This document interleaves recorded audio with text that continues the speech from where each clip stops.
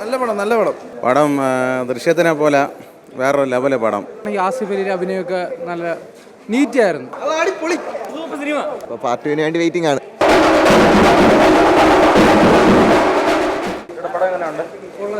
Standard രീതിയിൽ പോയിട്ടുള്ള ഒരു പതിഞ്ഞ രീതിയിലാണ് ആദ്യം തൊട്ട് അവസാനം വരെ ഒരു പതിഞ്ഞ രീതിയിലാണ് പോയിക്കൊണ്ടിരുന്നത്.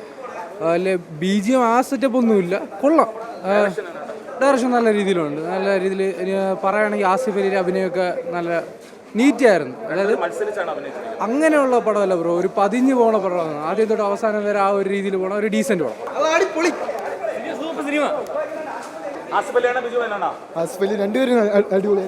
പടം ദൃശ്യത്തിനെ പോലെ വേറൊരു ലെവല് പടം.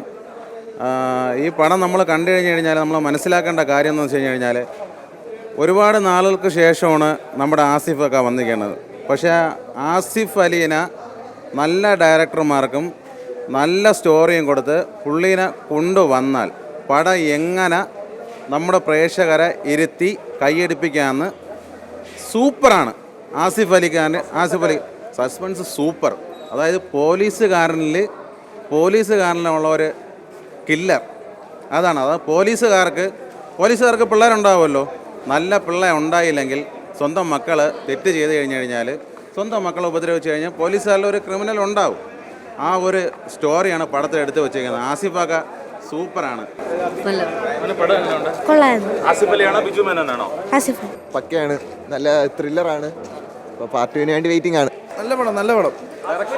എല്ലാവരും കൊള്ളാം എല്ലാം ഉണ്ട്. നല്ല പടം സൂപ്പർ പടം, കൊള്ളാം. ആസിഫ് അലി സൂപ്പറായി. ആസിഫിന്റെ പോലീസ് വേഷം കലക്കി, അടിപൊളി കിടിലം പടം. നല്ല സിനിമ സൂപ്പർ പടമാണ്. ആരാ ഇഷ്ടപ്പെട്ടു കൂടുതൽ? ആസിഫ് അലി.